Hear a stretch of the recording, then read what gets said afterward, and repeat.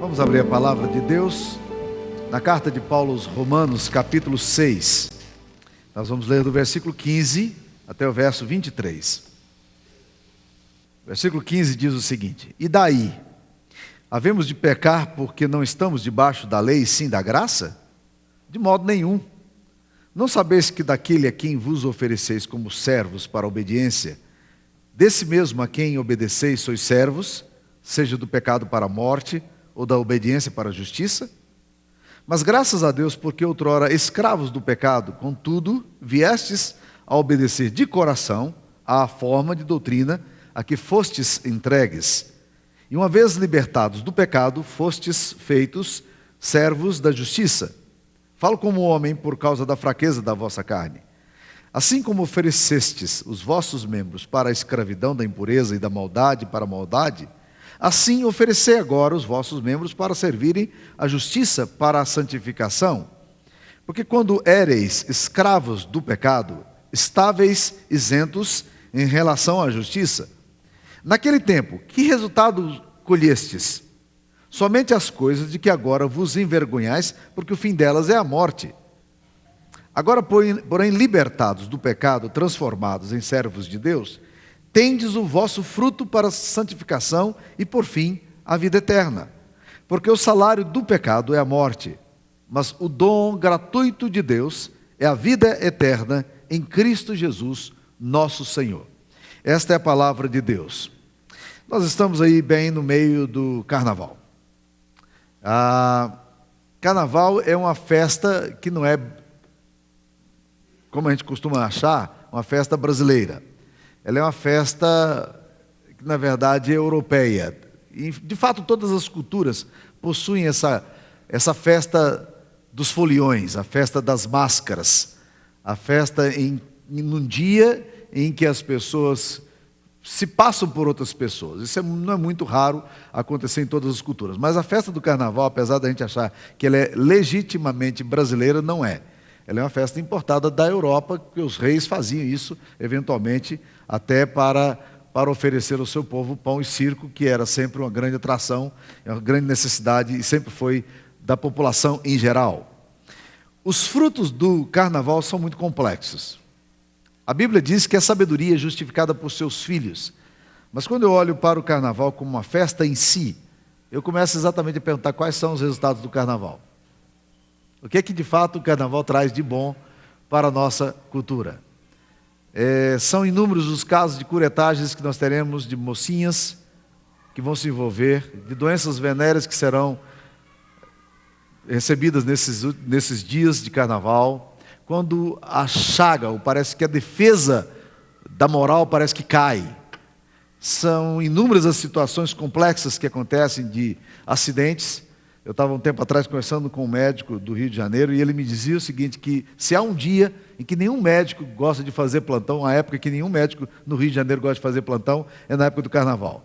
Porque aumenta consideravelmente o número de pessoas embriagadas, de pessoas em coma alcoólico, de muitas brigas que acontecem nas festas de carnaval e assim por diante. Mas o fato mais dramático que eu enfrentei numa época dessa de carnaval foi de um rapazinho da minha igreja, lá no Rio de Janeiro, que, apesar da insistência dos moços que estavam se preparando para o retiro de carnaval, ele disse, não vou não, eu não quero ir nessa festa não. Mas na verdade já tinha uma programação toda feita na cabeça dele, ele se reuniu com mais 4 amigos, foram por cidade do interior ali próximo ao Rio de Janeiro e na volta, 4 horas da manhã, voltavam cansados, talvez bêbados, e foram colhidos pelo sono e caíram numa ribanceira e morreram 5 ocupantes do automóvel naquela semana. Foi uma tragédia para a nossa igreja, uma situação extremamente complicada e de muita dor para a nossa igreja e para aquela mãe piedosa que agora tinha que lidar com essa situação com seu filho. O apóstolo Paulo faz uma pergunta interessante aqui nesse texto, falando da situação, dizendo que nós temos 2 situações na vida. Nós vivemos como escravos do pecado ou vivemos escravos da justiça. Ou vivemos como escravos das trevas ou vivemos como escravos de Cristo. E ele diz, quando vocês viviam no pecado de vocês, longe de Deus, ele faz uma pergunta curiosa, ele fala, qual foi o resultado que vocês escolheram? Versículo 21 ele faz, naquele tempo, que resultado colhestes? Qual é a colheita do pecado? E eu queria dizer, meus queridos irmãos, que o apóstolo Paulo, inspirado pelo Espírito Santo de Deus, nos fala de pelo menos 3 colheitas sérias do pecado aqui, que nós precisamos considerar na nossa própria vida também. A primeira colheita que esse texto aqui está nos falando é de que nós colhemos vergonha. O pecado, ele sempre tem a capacidade imensa de nos trazer uma colheita horrível de vergonha, de humilhação. Eu tenho acompanhado muitos casos de famílias, de pessoas queridas às vezes, que se envolvem numa vida de pecado, e que se envolvem no adultério, e vão vivendo essa vida aí, dupla, e lá na frente são pegos. Eu lembro de um presbítero que eu acompanhei com mais de 70 anos de idade, que se envolveu no caso de adultério. A vergonha que aquele homem estava passando era um negócio horrível. É isso que a Bíblia diz. O resultado do pecado é vergonha. Ele torna a gente sem autoridade, ele leva a gente a uma situação na qual a gente fica envergonhado daquilo que a gente fez. A mesma coisa vai acontecer em todos os níveis que a gente tocar. Pessoas que vão se envolvendo com essa situação do pecado e sem considerarem que quando você toma a opção de viver num estilo de vida pecaminoso, o resultado vai ser vergonha. A Bíblia diz uma frase interessante sobre Jesus, diz que aqueles que querem viver em Cristo nunca serão envergonhados. Nunca. Você nunca vai sofrer vergonha por ser um homem de caráter, você nunca vai sofrer vergonha por seguir a Cristo, você nunca vai sofrer vergonha por você viver uma vida de justiça e de retidão. Mas quando você opta por um estilo de vida pecaminoso, o resultado é vergonha. Eu discipulei um rapaz que é muito querido meu, hoje é um dos professores no Andrew Jumper, e ele me falou da experiência dele. Ele se converteu com 16 anos de idade, um menino brilhante, que pegava a Bíblia assim, no discipulado, muito melhor do que qualquer outro menino que a gente estudava a Bíblia com ele. Um menino com a cabeça muito aberta, muito estudioso, uma memória muito boa. E esse menino se converteu mesmo, de fato, a Jesus. A família dele quebrada, absolutamente quebrada. A mãe dele vivia numa luta imensa de sofrimento com um filho que não tinha condição de se movimentar, tinha sofrido uma enfermidade na infância e nunca mais houve uma paralisia, e ele não se movimentava, e a mãe vivia em torno daquilo. E o pai, talvez por desgosto, ou por história dele mesmo, entrou e se enveredou pelo caminho do alcoolismo. Me lembro bem de um caso que ele me relatou. Naquele domingo à noite, depois do culto, ele me procurou para contar, aquele adolescente, dizendo: hoje eu cheguei em casa e meu pai, logo depois da escola dominical, me procurou e disse: eu já bebi uma garrafa de cachaça hoje. E estou falando com orgulho imenso. E aquele baixotinho, adolescente, virou para o pai dele e falou assim: eu não vejo vantagem nenhuma nisso. E ele só escapou da surra do pai porque a mãe entrou no meio. Porque o pai queria bater nele depois do comentário que ele fez. Graças a Deus, esse homem é hoje um homem convertido a Jesus. É um presbítero da nossa igreja lá em Uberlândia. E ama o Senhor Jesus e é servo do Senhor. Mas, meus queridos irmãos, o resultado do pecado é sempre vergonha. Vergonha. Há alguns anos atrás, acompanhei o caso de um rapaz, membro de igreja, que também pecou diante do Senhor e começou a viver um estilo de vida pecaminoso. E ele me disse um dia, depois de estar lendo a palavra de Deus e ser impactado por uma palavra que o Espírito Santo trouxe ao coração dele, um texto de Ezequiel, quando Ezequiel fala que ele estava enojado do seu pecado. Uma pessoa estava falando do nojo que sentia do seu pecado. Ele disse: pastor, é assim que eu me sinto. A vergonha que nós enfrentamos quando nós vivemos no estilo de vida pecaminoso. O apóstolo Paulo pergunta: que resultado vocês escolheram quando vocês viviam no pecado? Apenas as coisas de que vocês têm vergonha agora de falar. Se você é uma pessoa que hoje tem vergonha de coisas que você fez no passado, meu querido irmão, eu gostaria de dizer que você está no caminho certo. Essa é a atitude correta de gente que pecou contra o Senhor e que hoje não tem coragem de falar do que fez. Mas ao mesmo tempo queria te advertir para não ficar só na vergonha, viu, meu irmão? Porque o diabo pode usar pecados antigos seus e continuar acusando você e dizendo para você viver debaixo da acusação dele. Saia fora disso.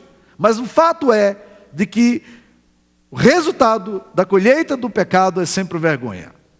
Se você está vivendo um estilo de vida pecaminoso, pode esperar. O diabo ensina a fazer, mas ele não ensina a esconder. E o seu pecado vai te achar. Ele vai te expor publicamente E você vai ser humilhado por causa dessa atitude sua de pecado que você vive. O resultado do pecado é vergonha. A segunda coisa que esse texto aqui nos ensina é que o resultado do pecado é escravidão. O pecado ele vai escravizando a vida das pessoas.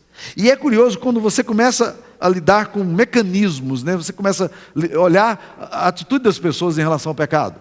A pessoa começa a beber e ela começa a exagerar um pouco na sua bebida, e ela vai exagerando um pouco naquele estilo de vida. Daqui a um pouco, ela está passando vergonha. A pessoa começa a se envolver com corrupção, com sistemas pecaminosos da justiça, ou do erário, ou qualquer coisa com as quais ela lida. Daqui a um pouquinho, o pecado dela está exposto. A pessoa começa a se envolver no adultério, aí daí um pouquinho ela vive, vai vivendo disso aí, e ela vai se tornando emaranhada nesse pecado. O resultado, a colheita do pecado é escravidão. Daqui a um pouco você quer sair dessa situação, mas você não consegue sair, porque o vício, essas armadilhas, e a Bíblia usa uma expressão interessante, falando de laços de iniquidade. É interessante, né? Laços do passarinheiro, coisas que vão amarrando as pessoas, vão prendendo os pés delas, e as mãos delas elas são incapazes de testemunhar, porque elas começam a se tornar escravas do pecado. Qual é o resultado da colheita do pecado? Além da vergonha, é a escravidão. Eu tenho acompanhado com certo interesse um amigo meu, que conheci nos Estados Unidos, e que veio para o Brasil. Esse menino era um menino de frequentar a igreja, assumiu até posições de liderança na sua comunidade. Mas quando esse menino veio para o Brasil, ele se encantou com a máfia aqui no Brasil. A máfia que começou de repente, todos os membros da máfia serem presos. E ele estava profundamente envolvido nisso aí. E de repente eu vejo o nome dele sendo citado em artigos, citado no estado de São Paulo, citado em internet. Daqui a um pouco eu vejo a fotografia dele, a imagem dele, algemado, no Jornal Nacional, saindo em cadeia pública. Um menino que estava no caminho do Senhor, mas que foi se desviando do caminho do Senhor, e o resultado agora é a escravidão. E o que me assusta, meus queridos irmãos, nesse caso, é porque eu olho para ele, eu digo, ele é um tolo. Sabe aquela coisa de você olhar e dizer, esse é um bobo, ele é um ingênuo, porque ele não sabe onde é que está se metendo, mas ele se encantou com o glamour da corrupção, com dinheiro fácil, com a facilidade de ter carros e mulheres à sua disposição, e aí largou Jesus e foi seguir a escravidão. E eu fico olhando para a vida dele e dizendo, gente, ele é, dessa ponta toda da máfia aí, ele é a parte mais frágil. Queima de arquivo fácil. Pode morrer assim, ó. O salário do pecado é a morte. A Bíblia está falando aqui também que o pecado ele vai escravizar você. E sabe o que acontece com escravo? Escravo não tem nome, gente. Escravo não tem vontade. Escravo não tem direitos. Um escravo não chega na casa dele e diz, ok, hoje me dá uma pausa aí, porque... Não! O escravo ele não argumenta com o seu senhor, ele faz a vontade do seu senhor. E se nós não quebrarmos pela ação do Espírito de Deus, pela obra de Cristo, essa escravidão, nós vamos nos envolver em laços de iniquidade cada vez maiores, e ficaremos aprisionados pelo mal. Rompa com a escravidão, porque Jesus te dá essa autoridade. Ele te convida para a liberdade que Ele quer te dar. Agora, não apenas a colheita da vergonha, mas a colheita da escravidão também. E agora, uma outra coisa que a Bíblia nos ensina aqui, é que a colheita também que vem é a colheita da morte. A morte. Olha no versículo 22 e 23. Agora, porém, libertados do pecado, transformados em servos de Deus, tendes o vosso fruto para a santificação e por fim a vida eterna. Porque o salário do pecado é a morte, mas o dom gratuito de Deus é a vida eterna em Cristo Jesus, nosso Senhor. O salário do pecado, apesar da inflação, desde o tempo que foi escrita a Bíblia até hoje, o salário continua sendo o mesmo. Vai morrer. Eu tenho aprendido algumas coisas, meus queridos irmãos, e talvez a minha análise seja ingênua, mas deixa eu expor aqui o que eu tenho aprendido, porque eu já vi isso acontecendo algumas vezes. Eu perdi já 3 amigos meus, e quando eu olho a história deles, todos eles morreram de forma absolutamente triste, porque foram ceifados na sua juventude ainda. Bem, isso eu estou me considerando jovem, né? Ceifados da minha idade, meus colegas de caminhada. Um deles ele afastou-se do caminho do Senhor. Encharcava, começou a beber todas. Largou a esposa, que implorava para ele voltar para ela, não quis, e seguiu o seu próprio caminho. Um dia de madrugada, 3 horas da manhã, deve ter bebido muito, ele sofre um acidente, é levado para o hospital e morre. Morreu por causa do pecado dele. Outro amigo meu, ele morreu por causa do seu pecado também. Na época da juventude, ele trocava agulhas de seringa, e drogado. E numa dessas, ele pegou uma doença, da qual ele nunca se recuperou e morreu dela. Outro amigo meu, ele morreu porque ele se enveredou por causa da vaidade dele em caminhos tortuosos. E morreu. Eu sei que a morte pode alcançar qualquer um de nós aqui. Podemos sair daqui, levar um tiro de um maluco aí. Podemos sofrer um acidente de carro. Mas eu tenho aprendido que existe uma coisa que eu chamo de geografia da morte, né? Essa zona de convergência, que não é do Atlântico Sul, mas essa zona de convergência que é da morte mesmo.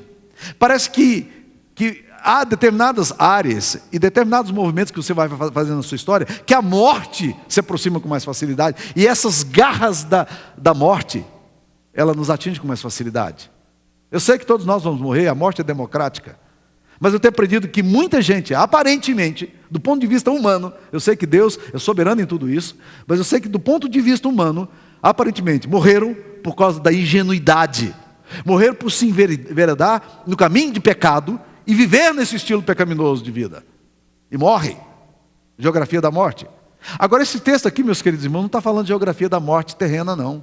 Está falando de alguma coisa muito mais séria. Porque o texto aqui está falando de morte espiritual. O salário do pecado é o afastamento eterno de Deus. É o juízo de Deus que você vai ter que enfrentar um dia, porque você se recusou à graça que lhe foi oferecida. O salário do pecado é a morte eterna. O resultado disso aqui será o afastamento eterno de Deus. E nós precisamos exatamente entender isso aí. Que o pecado vai fazendo isso conosco. Essa é a colheita do pecado. Pecado, você colhe vergonha. Pecado, você vai enveredar no caminho, daí um pouco você não sabe sair mais. A escravidão. Escravidão do sexo, das drogas, do álcool, da vida pecaminosa, que você não consegue romper, da corrupção que você entra e não sabe mais sair, de máfias que você penetra e daí um pouco ingenuamente está lá dentro desse negócio de dinheiro fácil. Vai! E morre! Escravidão, não sabe mais sair, é escravo, vai fazer o que te disserem para fazer, você não é livre. E a morte espiritual e eterna que a Bíblia aqui nos fala. Agora, se eu parasse nesse prognóstico aqui, eu pararia num lugar muito ruim. Mas o texto da Bíblia não me autoriza a parar aqui. O texto da Bíblia está falando de um outro convite que Deus está fazendo para nós. O texto da Bíblia está falando exatamente. O apóstolo Paulo começa no versículo 15, fazendo uma pergunta. E daí? Parece até ofensiva, não? E daí? O que tem a ver com isso? Mas a pergunta dele é muito interessante. Havemos de pecar porque não estamos debaixo da lei sim da graça? Ele diz de modo nenhum. Não vamos viver nesse estilo de vida? Não. Por quê? Aí ele vai justificar. Ele diz, meus queridos irmãos, vocês não sabem, versículo 16, que daquele a quem vos ofereceis como servos para a obediência, desse mesmo a quem obedeceis sois servos, seja do pecado para a morte ou da obediência para a justiça? Ou seja, é uma opção que nós vamos ter que fazer. Nós vamos escolher colocar os membros do nosso corpo, a nossa vida, debaixo de uma escravidão. Nós vamos fazer essa escolha. Por isso que os termos aqui são muito interessantes. Olha o versículo 6, quando o apóstolo Paulo fala assim, sabendo isto. Ele fala, olha, nós precisamos saber de algumas coisas. Nós precisamos tomar conhecimento que foi crucificado com Jesus, o nosso velho homem, para que o corpo do pecado seja destruído. Deus já mandou uma operação para destruir o impacto do pecado em nossas vidas e a morte. Versículo 11, ele fala, assim também vós considerai-vos mortos para o pecado, mas vivos para Deus em Cristo Jesus. Não apenas saber, mas se considerar morto. Morto para quê? Para o pecado. Em Cristo Jesus. Agora olha o versículo 13, como é que fala? Nem ofereçais cada um os membros do seu corpo ao pecado como instrumentos da iniquidade, mas oferecei-vos a Deus. A ideia daqui é de como você traz uma oferta aqui a Deus, e algumas pessoas fizeram aqui nessa noite, você traz essa oferta a Deus, e você entrega, e você diz, isso aqui não é meu mais, eu estou dedicando isso ao Senhor. A Bíblia está dizendo, traga os seus membros, traga o seu corpo em santidade, como ressurreto dentre os mortos, traz os vossos membros e ofereçam no altar do Senhor. Trago a vida de vocês, o versículo 14, porque diz aí no versículo 13, se nós nos oferecermos a Deus, oferecemos os nossos membros a Deus, o versículo 14 fala, o pecado não terá domínio sobre vós, porque vocês não estão debaixo da lei, mas estão debaixo da graça, então vão para lá, meus queridos irmãos. O que a gente faz? Nós temos que aprender a trazer constantemente em oferta a nossa vida ao Senhor. E subordinarmos a nossa história a Cristo. Oferecermos a Deus aquilo que somos, a nossa existência. Sair desse domínio. Nós somos filhos da luz. E a Bíblia diz, como filhos da luz, andem na luz. Ray Stedman é um dos homens que eu mais aprecio. É fácil encontrar o site dele, se você domina bem o inglês, é uma beleza o texto do Ray Stedman, escreve muito bem, já falecido, né? Mas o Ray Stedman conta uma história muito interessante, fazendo um comentário aqui de Romanos 6, ele conta a história, que dá a entender que a esposa dele, ele não nomeia, mas era alguém da família que já, mais maduro, resolveu aprender a andar de bicicleta, não sabia andar de bicicleta. E aí, pegou as primeiras aulas, muita insegurança para andar de bicicleta, né? E ela não conseguia andar de bicicleta e controlar o freio da bicicleta. Era um problema sério. Então ela aprendeu um segredo. Ela diz o seguinte, ela encontrou um arbusto perto da casa, no jardim da casa dela, e ela vinha da rua, ela não sabia parar a bicicleta, e ela deu um jeito de enfiar o pneu da bicicleta ali, né? E entrar naquele negócio aí, a bicicleta parava porque chegava no arbusto. Era a única forma que ela tinha para encontrar. E o Ray Stedman disse que tentava falar com a esposa, com essa mulher, ele não disse que é a esposa dele, ele tentava falar com a sua mulher, querida, tem freio esse negócio aqui, aperta esse freio aqui que vai dar o mesmo efeito, você não precisa passar por essa situação de eu ter que tirar você lá no meio do mato, toda vez que você quer parar a bicicleta. Então eu acho interessante essa comparação, essa forma como ele colocou, porque a Bíblia nos diz que Jesus nos resgatou. Nós temos que sair das garras, nós não precisamos parar a nossa história no meio do mato para poder ficar liberto de nada, não precisa de nada exótico. Porque a Bíblia diz, se o Filho vos libertar, verdadeiramente sereis livres. Mas eu tenho a impressão de que há muitas pessoas que acham que só dá para parar a bicicleta deles se entrar no meio do arbusto e sair ralado lá e arranhado com o que der e vier. Há formas mais simples de viver. Volte para a cruz. Entenda-se também, meus queridos, não como servos do pecado, mas como servos da justiça, servos de Cristo. Eu gosto muito desse texto aqui, no versículo 22, ele fala assim, agora porém, libertados do pecado, transformados em servos de Deus, olha que coisa linda, tendes o vosso fruto para a santificação e por fim a vida eterna. O fruto que eu tenho dessa libertação é esse fruto da santificação. O resultado vai ser, estando em Cristo, a santificação, esse processo de Deus em minha vida, agindo em minha história e me levando para perto dele. É o fruto da santificação e por fim, a vida eterna. É interessante pensar nessa coisa. Essa é uma recompensa. Entender-se como servo de Deus, trazer os membros e oferecer ao Senhor, saber que foi crucificado com o velho homem e viver nessa disposição. Pare de parar a tua bicicleta no arbusto. Não precisa disso. Cristo te resgatou do império das trevas e você foi levado para o reino do Filho do amor, que é Jesus. E olha a grande recompensa, o texto aqui está falando, meus queridos irmãos, no versículo 23. Há várias lições aqui nesse texto. O salário do pecado é a morte. A consequência do pecado vai ser a morte. O resultado final dela é a morte. A Bíblia diz que o diabo vem para matar, roubar e destruir. Certa vez eu estava aconselhando alguém que estava longe do caminho do Senhor. Eu disse para ele, disse, minha vida está acabada, eu estou destroçado, eu estou no fim da picada. Eu falei, não. O diabo, a Bíblia diz que o diabo, ele veio para roubar, matar e destruir. Ele já roubou e já destruiu, mas não te matou ainda. Ele vai te matar ainda, pode ficar tranquilo, né? Se você continuar nesse caminho, você vai morrer. O diabo vai matar você. O salário do pecado é a morte. Agora o texto diz aqui, mas o dom gratuito de Deus é a vida eterna em Cristo Jesus nosso Senhor. 3 coisinhas. Primeiro, vida eterna é dom. Dom. É doreia. É graça de Deus. É gratuito. Nós precisamos entender isso aí. Não tem merecimento. Você não precisa de um currículo para você ter vida eterna. Mas você precisa de Cristo. Você precisa da obra de Cristo. Então, esse dom é gratuito. Esse dom é dado por meio de Jesus, a única forma. E esse dom é eterno. Jesus está dando para você para a eternidade. Uns dias desses atrás eu estava lendo aquelas coisinhas que saem no Facebook, né? E um cara colocou lá o seguinte: olha, trabalhar na obra de Cristo, o salário não é muito grande não, mas a aposentadoria é do outro mundo. A aposentadoria é do outro mundo, né? É isso que a Bíblia está falando. Trabalhe para a obra do Senhor, meus queridos irmãos, para o reino de Deus, olhando para a recompensa. A Bíblia diz que muitos dos homens não viram as promessas na época deles, mas eles sonhavam com esse dia, com essa manifestação da bondade de Deus. Muita coisa fantástica Deus tem preparado para aqueles que o amam. E nós não podemos abrir mão da nossa vida eterna, nem barganhar isso não. O dom da vida eterna é gratuito, mas não é graça barata.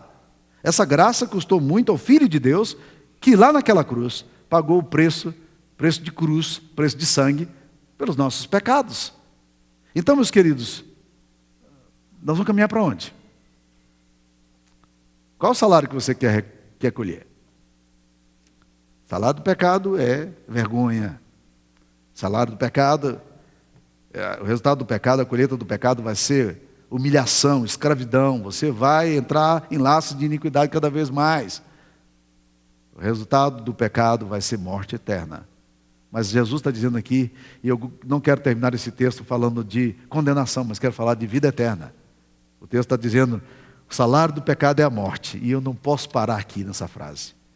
Porque eu trairia a mensagem de esperança que esse texto traz. Porque o texto diz assim, o salário do pecado é a morte, mas essa conjunção adversativa aqui, ela é fantástica.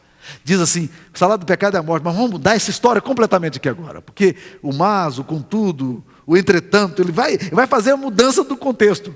Mas o salário do pecado é a morte, mas o dom gratuito de Deus é a vida eterna em Cristo Jesus. E eu vou sair da graça de Cristo, e eu vou sair do convite de Jesus para ir estar nas garras do diabo, eu vou sair da libertação que Cristo tem para mim, da libertação da vergonha, da escravidão, para me submeter de novo a esse jugo de pecado? Não. A vida eterna me tem sido oferecida. Eu estou olhando para ela. Para o meu autor e consumador da fé, Jesus Cristo, que já preparou tudo isso gratuitamente para que você e eu pudéssemos ter acesso. Vamos glorificar o nome do Senhor, vamos mais uma vez orar a Deus. Senhor, o Senhor nos convida para virmos para essa convergência da vida, Pai. Para essa geografia onde há liberdade. Nós precisamos do Senhor, ó Pai querido. Nós não damos conta de sair, Deus, desse império das trevas, das garras do diabo, Pai querido, por nós mesmos. Nós precisamos de Jesus. E nós estamos gratos, ó Deus, porque Jesus já fez tudo o que era necessário para que nós pudéssemos ter a vida e a vida eterna. Queremos, ó Deus, nessa noite oferecer os nossos membros a Ti. Oferecer novamente a nossa vida a Ti, Pai querido, como dádiva. Pedindo para que o Senhor nos capacite a vivermos a vida para o louvor e glória do Teu nome. Em nome de Jesus nos pedimos. Amém.